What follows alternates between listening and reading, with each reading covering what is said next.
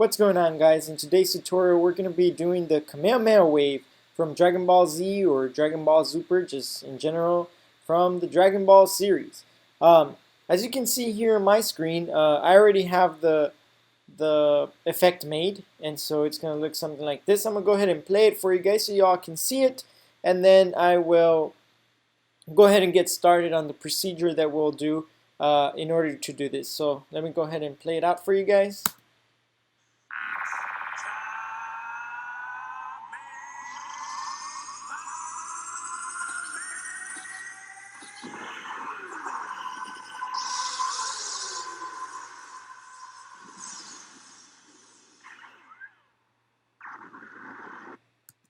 And that's it right there. So I'm going to be providing the video file and everything, and the audio in the background, and everything else is going to be created from scratch using Adobe After Effects. So without anything else, let's go ahead and let me just save this one real quick. Save as, so you guys can see here, and I'll go ahead and throw it into Kamehameha Wave and save it as.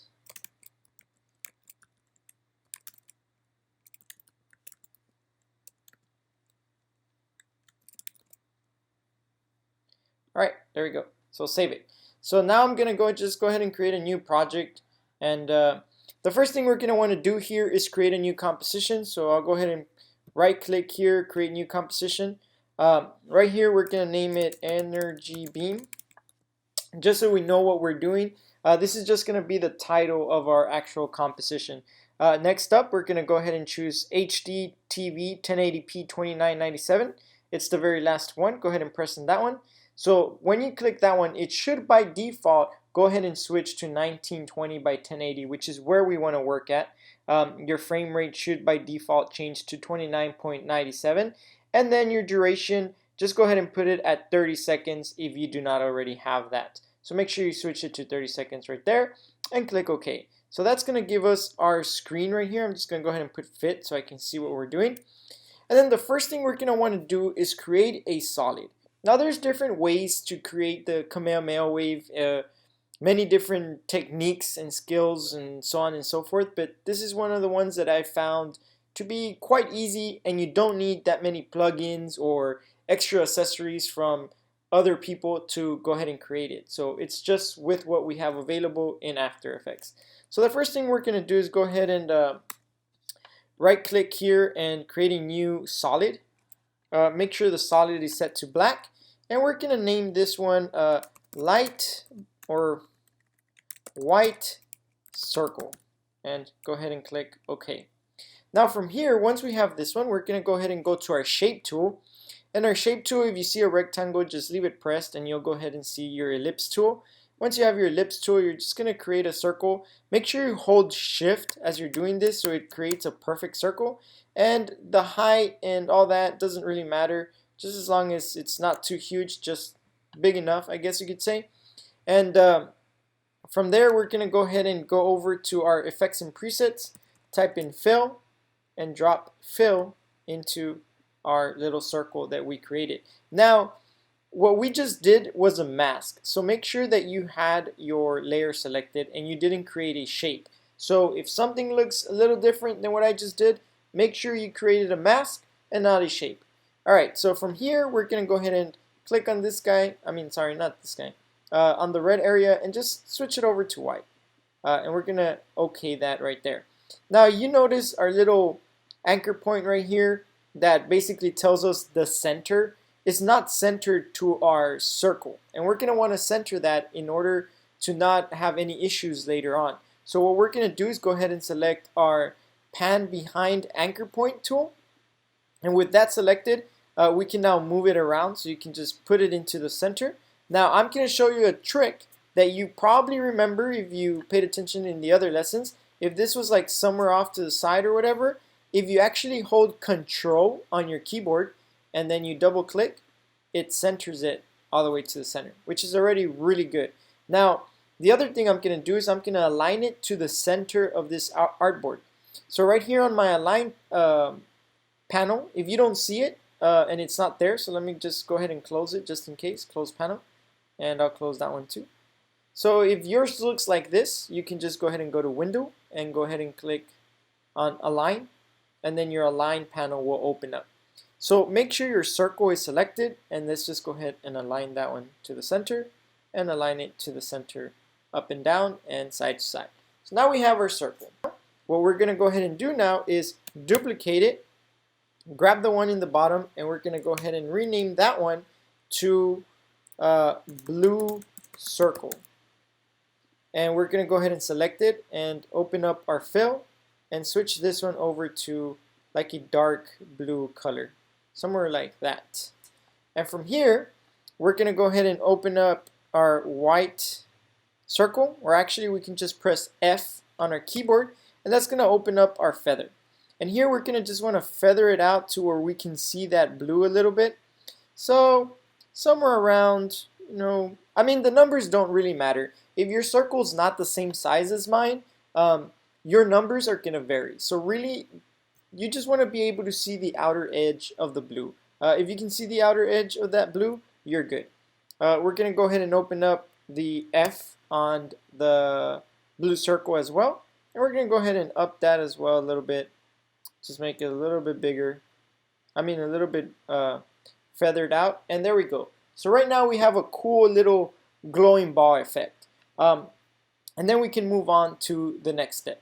Alright guys, so the next step after we've done this little part is going to be to go ahead and get the white circle and press S. And we're going to scale this down just a little bit so that we can see a little bit more of the blue there. And again, it doesn't really matter how you end up doing this, just as long as it looks pretty good. So I'm going to put this one at around 100.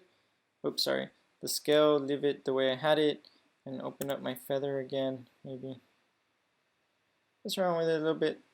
Yeah, so that looks pretty good. So, I mean, I changed up the settings a little bit, but I mean, it's, look at it by eye. Whatever you feel looks like it's glowing blue outwards will look good. I want this tutorial not to be like, oh, let me copy the exact numbers. I want you to experiment, because it's going to be slightly different when you start designing with like an actual person or different angles or things like that. So I want you to take that into consideration. The numbers are always going to be different.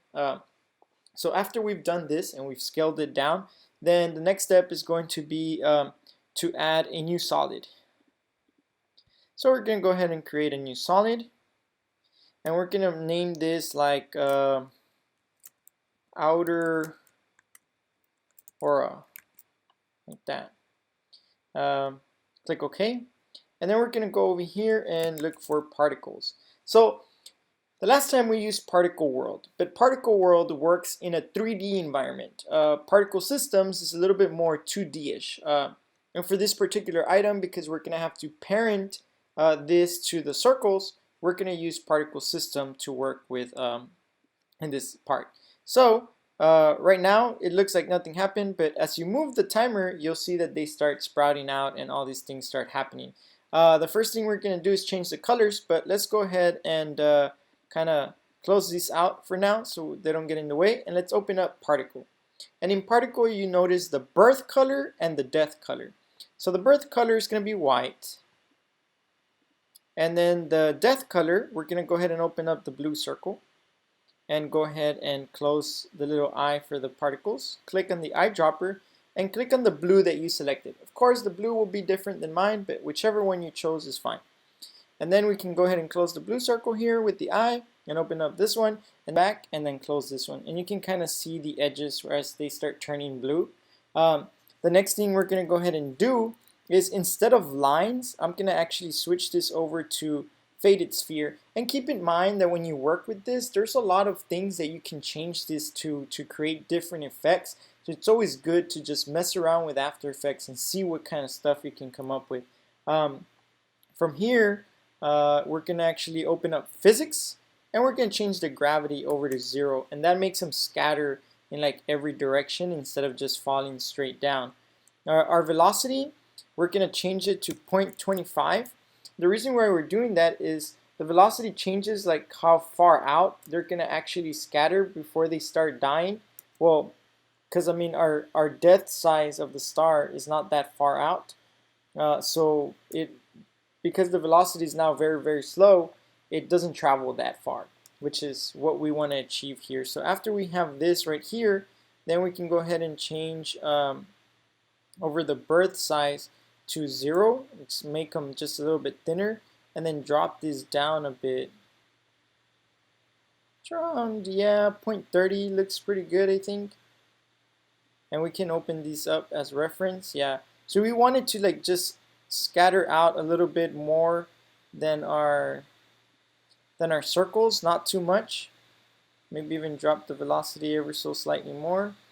Right around there. That looks pretty good to me. Yeah. And so right here, our transfer mode, we're going to go ahead and switch this over to add. And I believe other than that, that's going to be it for these parts. Yeah, that looks about right. So I'm gonna go ahead and close this all up and open up producer right here, which is gonna bring up our position, radius, and radius X and Y. So on these two circles, we're actually gonna go ahead and select both of them and pre-compose them. So Command Shift C, and I'm gonna name this like ball, I guess, because that's the ball. And from here, once it's pre-composed, I can now press P and it'll bring up my position for it. And I'm gonna come over here to outer aura, and I'm gonna hold Alt and click on the clock stopper thingy in position. And that's gonna bring up our expressions. Now, if you guys remember expressions, this is where we usually write out our codes, but we're not actually gonna write our codes. We've only used this specific technique once, so you might not remember what it does.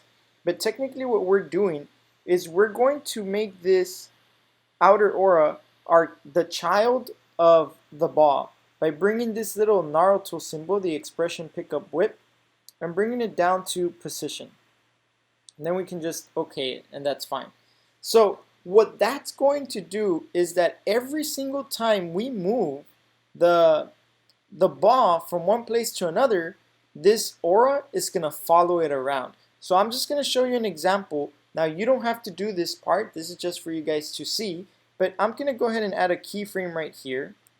And then I'm going to move this, maybe not that long, but here, I'm going to move it this way. And then come here and move it up.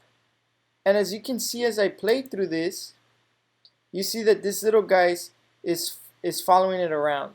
And then it eventually catches up to it, and so on and so forth. So I'm going to go ahead and remove those keyframes because I don't need them. And actually go back because I want it back in the center, and remove those keyframes.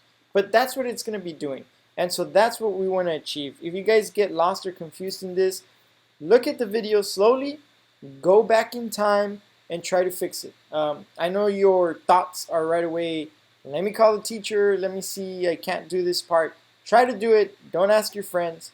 Figure it out. It's very simple. After that, we're actually going to look for, I forgot, yeah, vector blur. And we're going to go ahead and add this down here to the particle systems, which is our outer aura. And we're going to go ahead and switch the type to natural is fine.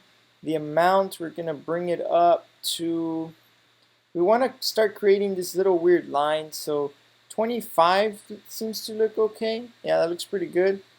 And everything else is okay. Yeah, everything else is good. From there, we're actually going to now look for the glow and stylize glow and drop that in here as well. And now you can see that it like kind of popped up a lot more. And we're going to go ahead and put our radius up to like around 50. Let's go ahead and write 50. Yeah, 50 looks pretty good. And then we're going to go ahead and our intensity, let's see here. We'll leave it at 1. And everything else looks okay. Threshold, let's see what happens. Remove this. Now we'll go ahead and put it at default. Yeah, so we're just going to change the radius over to 50 and we're good there. And we'll go ahead and close this one up. And we're gonna go ahead and toggle switches right here and switch both of these to, sorry, not there, to, where is it at? Where is it at? Where is it at? Mode right here. And we're gonna put it to add, and we're gonna switch this one to add as well. And it should create something that looks like that. And we're gonna add the glow also to the ball. And on the ball, we're just gonna switch the radius over to like around 50. Or maybe even more actually. There we go. The intensity, we're gonna lower it down so that it's not glowing too much. And maybe put this aurora in the back. No, it doesn't matter. So we're good there.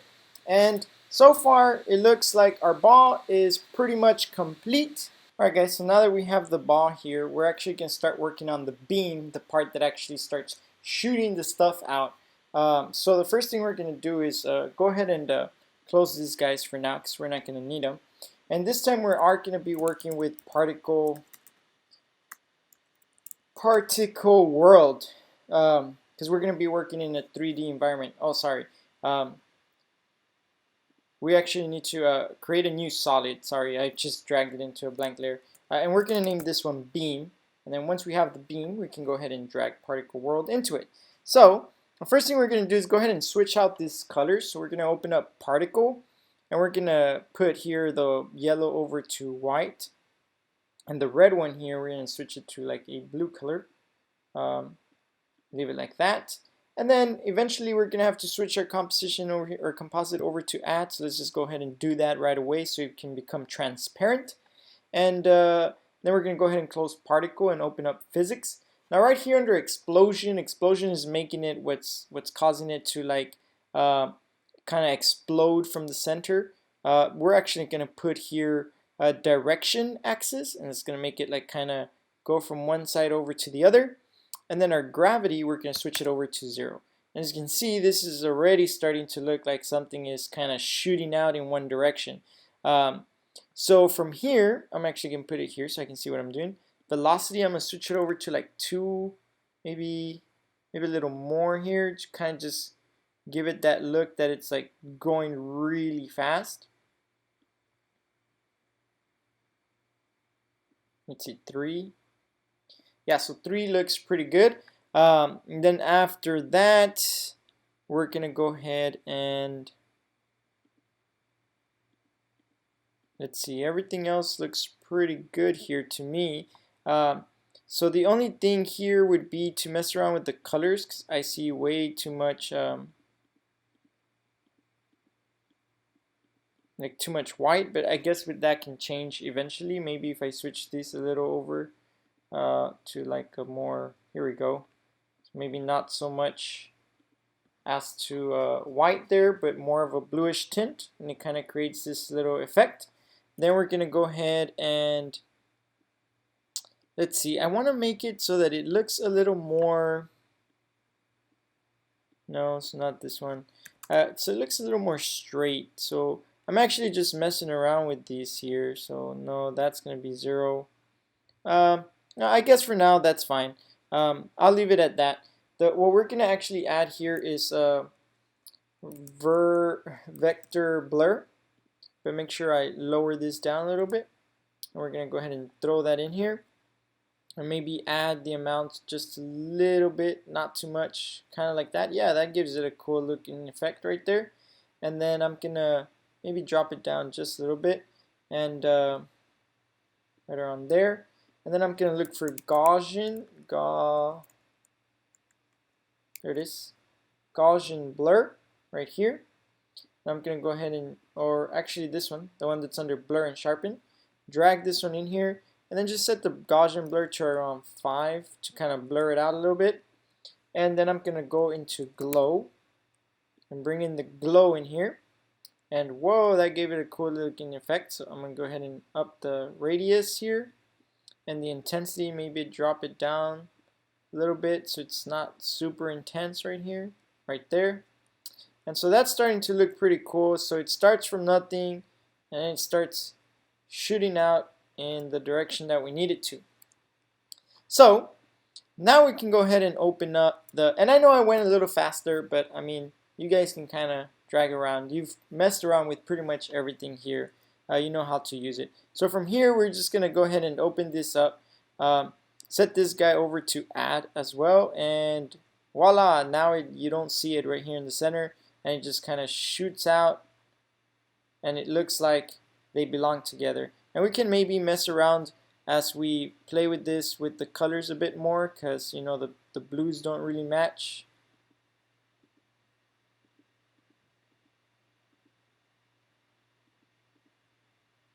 Yeah, I'd go with something like that. That kind of matches with mine. And if you see all these grids and stuff, it's fine. It doesn't really matter. I'll go ahead and take off position, motion path, grid, horizon, this and that. What else is missing here? I'll leave the radius because I want to be able to control this little... No, never mind. I'll remove it. We'll mess with it later. So just make sure you remove all those. You don't have to. They don't really show up. They just kind of get in the way, you know. So I'll go ahead and close all these up, and we're going to open up Producer. Producer, because we're working with a 3D object, we have our X, Y, and Z that we can control, and then radius of how long and extended it all is. So this is where it starts to get a little bit difficult, and you have to do quite a bit of work in this little area. So we've now reached the point in time where we have to drag in the movie and the audio. So let's go ahead and drag both of those in, and we're going to drag this little movie down to the bottom. And alright guys, so now that we have the movie in here, this is where it's going to get a bit confusing, but don't worry about it. I want you guys to just follow along. I know as soon as you start seeing all the keyframes and all the things that I'm moving around, you're going to want to call me right away. But take it slow, look back at the video, see what I'm doing, understand what I'm doing, and you should be able to get the hang of it. Because it's really not that bad if you just understand what it is that I'm accomplishing throughout all this. So, once the movie is here, we're going to have to shorten this movie up. So I already did it here, but pretty much you notice here I cut off a bit of the front, and then I bring that over to the front, and I cut off a bit of the back. And then I brought my ending point down to like around 16, 17 seconds. Make sure it ends right with the movie, and we're good right there. Yep, so just make sure you shorten down the video. It needs to be a little bit shorter than it already is. So here's where we start. The first thing we want to do is adjust our ball, the size, pretty much. We want to make the size of this ball a little bit smaller. So let's go ahead and remove the beam by pressing the little eyeball so we can kind of hide it.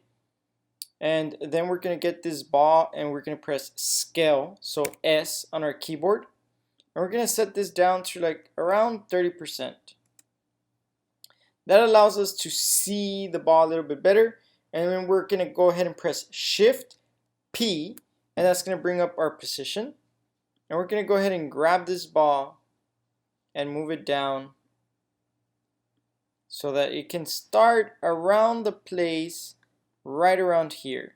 So from here, we're going to go ahead and put position and click our first keyframe. So that's where the ball is going to start. So here's the thing. Control Shift is going to move you along 10 frames. Control Shift and your arrow keys. Control and your arrow key moves you 1 frame. And so we're going to be working between 10 frames and 1 frames constantly, so we can be able to get a solid movement. So right here, I'm going to just go Control Shift next, and you notice my hand moves, and I'll move this guy over here, and it automatically adds my new keyframe. From here, I'm just going to press, or just kind of run it through, make sure it looks good. So that looks okay. Yeah. So I'm going to go ahead and continue right here, and just move the ball over. And I'm going to be moving it as well with my little guide here, and just move it along. Then Control Shift, move it a couple of frames. And all I'm doing is moving a couple of frames, and moving the ball over. As of right now, the size, none of that matters. All that matters is that the ball is within the area of my hands, and that it's like moving along with my hands. So I'm gonna speed through this, but just remember, control next or control shift and move along.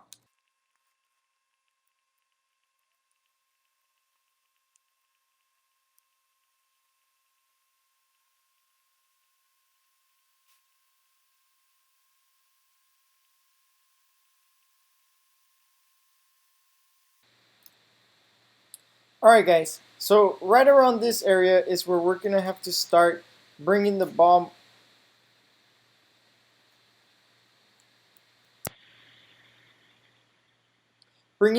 inwards so that we can go ahead and kind of diminish it towards the end. So we're gonna bring the ball down this way, more down, more down, more down, more down, or even here, and there we go.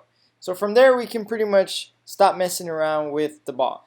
And if you kind of scroll through it, you should be able to see that it follows it fairly good, and it does a really good job. Yeah, so pretty good. Well, at least I did a really good job. That's also going to depend on you guys. So now we're going to mess with scale. We're going to go ahead and add a keyframe right here and put the scale at 0 because we don't want to see it yet. Here we're going to mess around with this right here, right here, right here, right here. Right around this area, we're just going to add another keyframe. And we're going to go ahead and start bringing it up right here towards that 100%. Oh, sorry. Not 100%. We're just going to bring it up. There we go. To where we can see it. There we go. And so this one's going to be a little bit easier because we can kind of make it, just small here. I like just moving the blue line around. And then right here, maybe make it a little bit bigger. Right here, make it a little bigger. And right around here, I'm going to add a keyframe. Then bring it up this way and then make it like really big. And then bring it right around here. I like to add a keyframe, and then right around this time, just boom, make it even bigger. And then come here, and right around this part, add a keyframe, and then start to just diminish down to 0. And so it should look like this towards the end, like there we go, like it went. And I'm actually going to make this be a little bit faster so that it kind of diminishes fast. There we go. And so from here, now that we have this, the ball part is complete. And we now need to add the beam. And the beam's going to, we don't need the beam to start at the very beginning of all this, right? So we need to see when and where does the beam actually is supposed to start. So right around here is where we want to start the beam. So we're going to go ahead and bring this over here. And we'll have the beam started right there.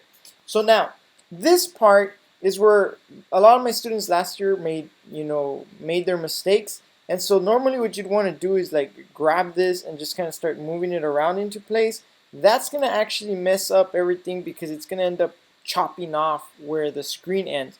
This is where we're going to be over here on our effect controls, and we're going to be using our Y, X, and Z axis to mess around with it. So let's see, our X is going to move it left and right. So I'll go ahead and put it back to 0. And our Y is going to bring it up and down.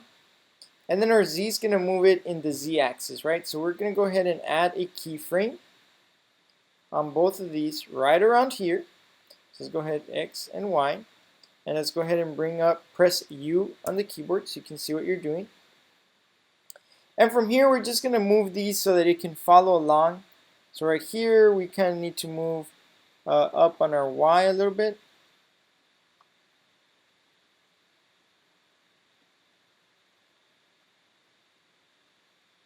maybe move a little bit more down on our Y.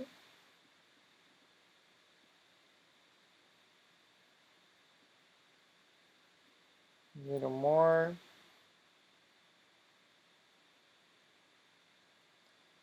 Right around here, we're gonna start moving a little more downwards. A little more.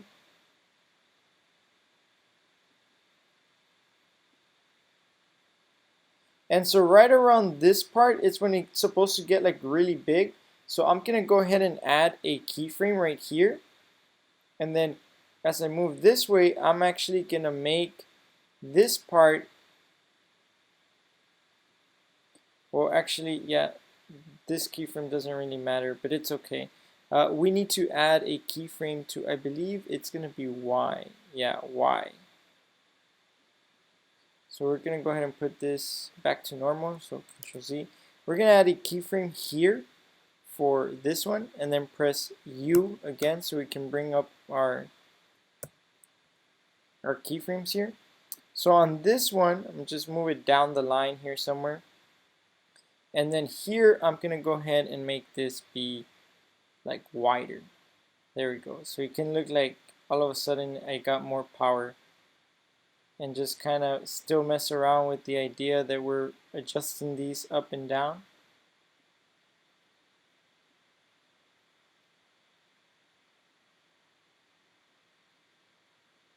And then right about here is when you notice that my hands start moving down. So I'm going to go ahead and add a keyframe to my x-axis right here, and to my y-axis. Sorry, not my y, my radius y. And I'm going to move this just a little bit forward, and I'm going to start to make this one smaller again.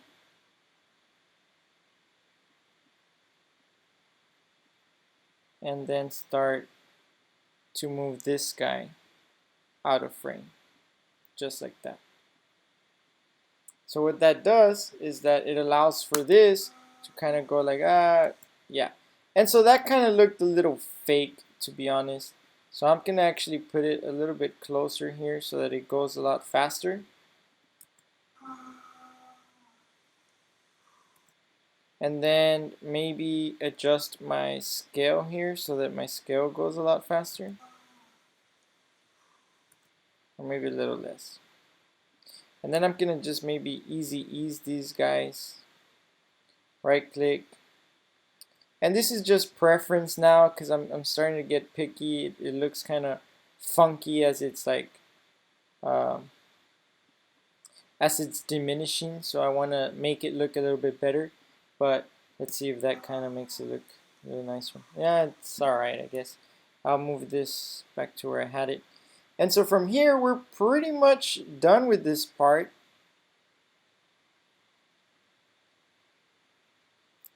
Yeah. And so now we can just go ahead and close this out and hide this, and hide this part. And so now the only thing left to do here is to make sure we add our sound, which is going to be this Kamehameha sound. And make sure you mute my audio because you don't want to hear me try. I was actually saying it in my head. So from here, let's see.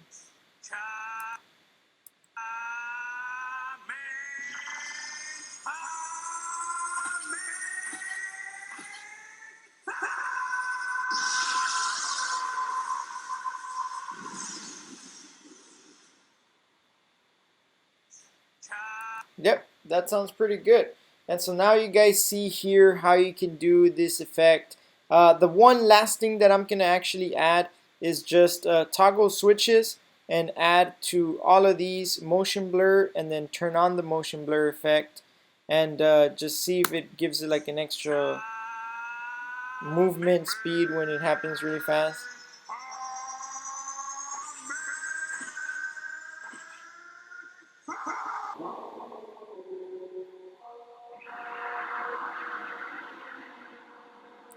Yep, so that's the way you'll do the Kamehameha. So if you guys have any questions, just go back in the video first, try to figure it out yourself before you actually come and ask me. But if you do need help, just let me know and I'll be there to help you.